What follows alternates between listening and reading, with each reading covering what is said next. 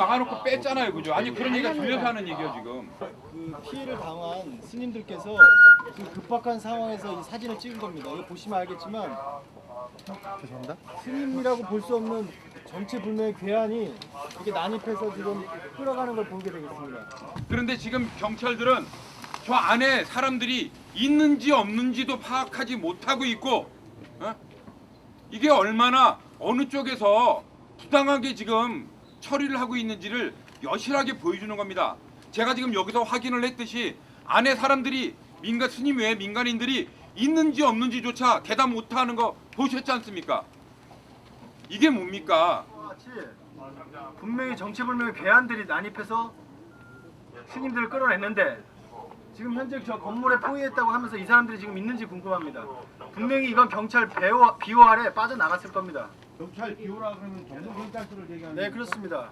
그러니까 들어갈 때 문을 터주고 사건이 터지고 다 수습이 되면 이 용역 깡패들은 뒤로 빠져나갈 수 있도록 배려를 해준 거죠. 그리고 나서 다시 또 이렇게 철통 봉쇄를 해서 비대위 전 총무원장 측이 건물을 점유하는 것을 지금 인정하게 하는 것입니다.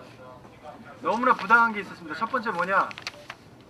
이 사건에서 핵심은 지금 피해자들이 발생했는데 경찰들이 병원에 와서 대기한 이유는 2015년 1월 23일 날 비대위 측에서 청사에 들어갔다는 그걸 조사하기 위해서 왔다는 겁니다. 그래서 저희가 지금 중요한 것은 스님들이 4명이 한 분은 지금 하반신 마비가 될 수도 있는 그런 심각한 폭행을 입어서 상해를 입어서 위험한 상황에 이 상황에 대해서 처벌을 요구하고 누가 주모자를 갖다 확인해 달라고 부탁을 드렸는데 오히려 23일 행위에 대해서 확인하기 위해서 왔다는 황당한 얘기를 했습니다. 총무원사 폭력 점거를 11일 새벽에 했는데요. 이 도산이 언론 등을 통해서 늘어놓았던 거짓말이 드디어 백일하에 드러났습니다.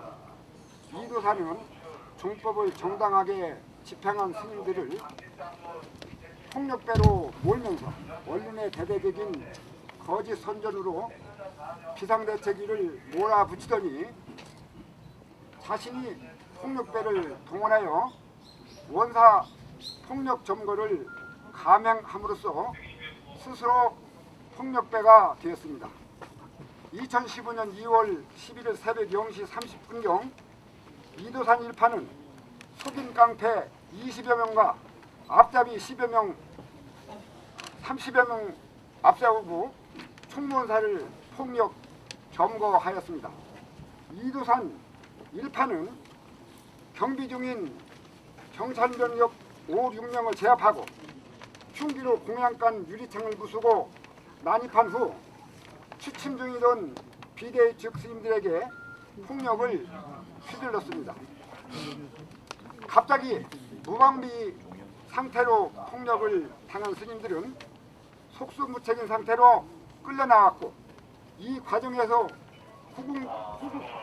호중국장 스님의 옷을 벗기우고 결박을 당한 채 깡패들로부터 무차별 집단 폭행을 당해서 목뼈 골절 뇌진탕 증세 머리 타박상 전신 찰과상의 중상을 입고 의식이 혼미한 상태입니다. 다른 세 분 스님들도 집단 구타로 인하여 경중상을 입은 상황입니다. 더구나 호중국장 스님은 구급 침대에 누워 중상을 입은 채로 경찰 조사를 받고 있으며 다른 세 분 스님도 현재 경찰 조사를 받고 있습니다. 경찰은 의도하였든 아니든 간에 결과적으로 이도산의 불법 행위를 방조하고 있습니다. 총무원사에 진입한 비대위 측 스님들을 도로 원천 봉쇄 감금하더니 이번에는 경비 소홀로 이 도산과 폭력배들에게 길을 터주어 총무원사를 폭력 점거하도록 방치하였습니다. 2월 9일 총무원장 스님과 비대위 측 스님들이 종로 경찰서를 방문하여 도로 차단을 풀어 종단 업무를 진행할 수 있도록 간곡히 요청하였음에도 불구하고 이 요청을 묵살하더니 이번 사태가 유발되었습니다. 종단 비상대책위원회에서는 종로경찰서의 이러한 형태에 대하여 반드시 그 책임을 따져 나가겠습니다. 종도 여러분, 도산의 진면목을 보여주는 이번 사태를 똑똑히 확인하였습니다.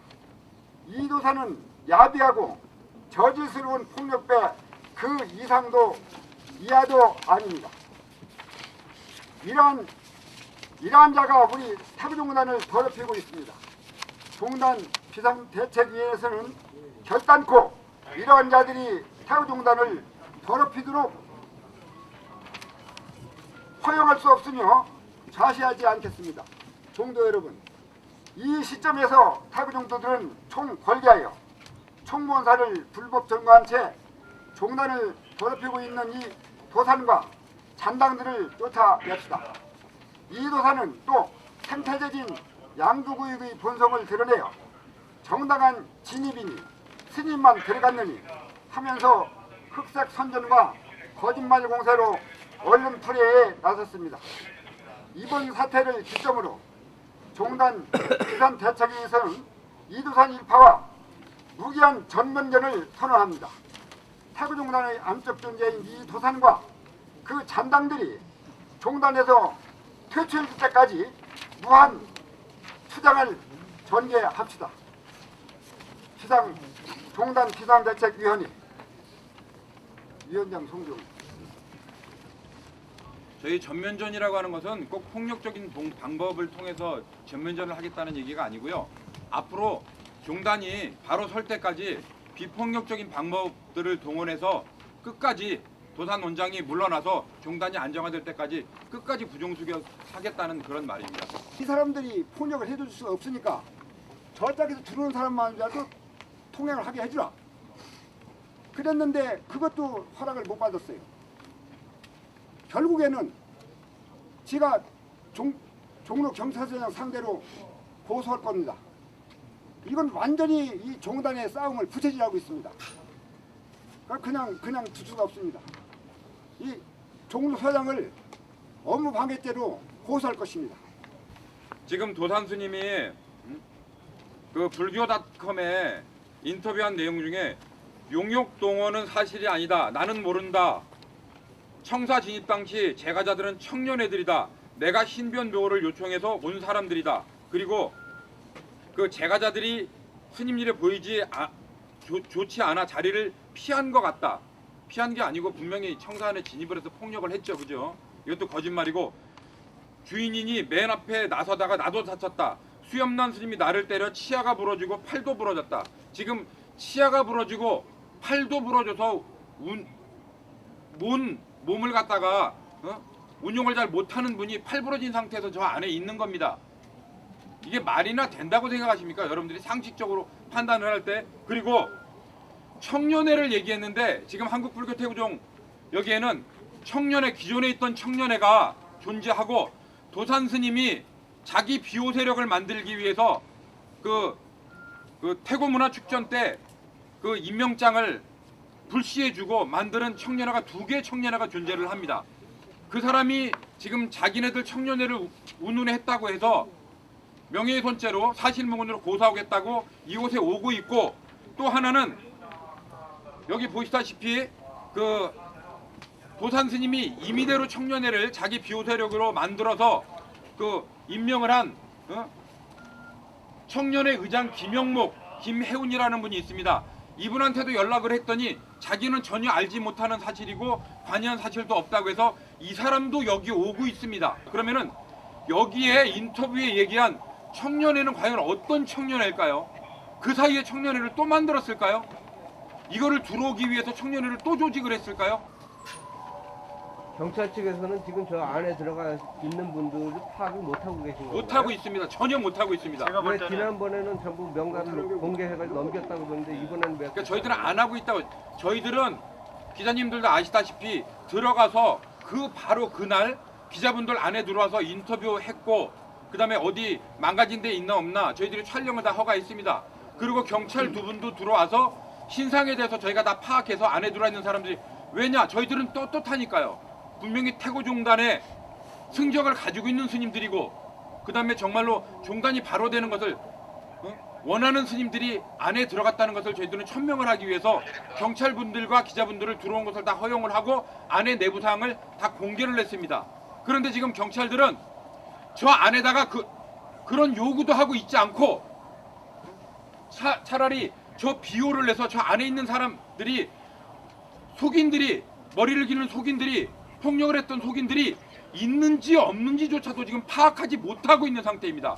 제가 보기에는 파악을 못하는 것이 아니고 파악할 의지가 없는 것 같습니다. 어제도 스님들이 여기 와서 저 안에 있는 사람들 빨리 파악을 해서 끌어내라라고 얘기를 했더니 저쪽에 맞고 이쪽에 맞고 저희들 스님 4명이 중간에서 30분 동안 감금이 돼 있었습니다. 분명히 감금이 돼 있어요. 사진 촬영을 저희들이 해놓은 것도 있고요. 그래서 저쪽도 2중 3중으로 싸고서 그 안에서 병력들을 저 안에 들어갔던 용역 깡패들을 뒤로 빼돌렸다고 생각을 하고 있습니다. 예, 오늘 새벽 2시에 일어난 정호 스님에 대한 폭행 사건에 관해서 말씀드리겠습니다. 이것은 폭력행위 등 처벌에 관한 법률 제2조 제2항 제1항 제3호에 해당하여 3년 이상의 유기징역에 해당하며 또한 동법 제3조 1항 그리고 특정범죄 가중처벌 등에 관한 법률 제4조의 1항에 해당하는 명백한 범죄로서 강력한 처벌을 원함에도 불구하고 경찰서 측에서는 2015년 1월 23일에 일어났던 그 주거침입 행위에 관한 부분을 문제 삼아 피해자가 병원에 있음에도 불구하고 이를 먼저 일어난 행위에 대한 피해자 조사를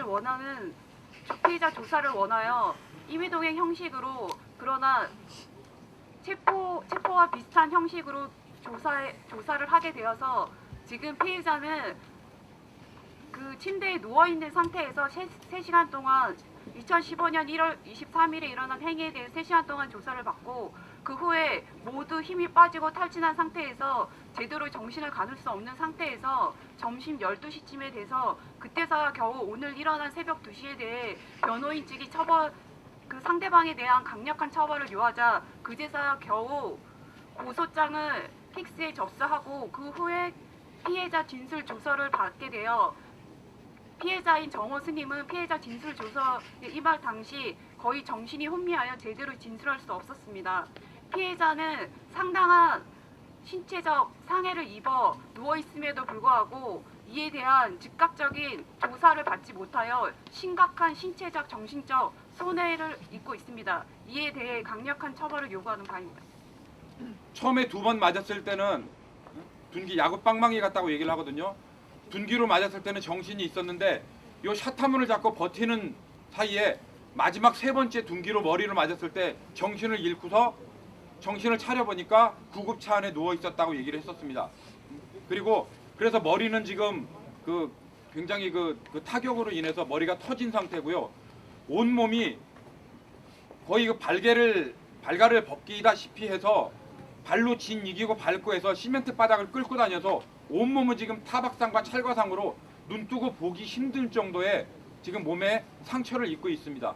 673만 1383원이 통장에 잔고가 남아있는 것까지 명시가 돼 있고 또 그 다음에 2015년 1월 14일 김상동 종무관 저녁 식사에서 25만 원이 지출된 걸로 써 있고 잔액이 295만 5,459원 이렇게 써 있습니다. 그리고 이거 외에도 저희가 파악된 것이 더 있습니다.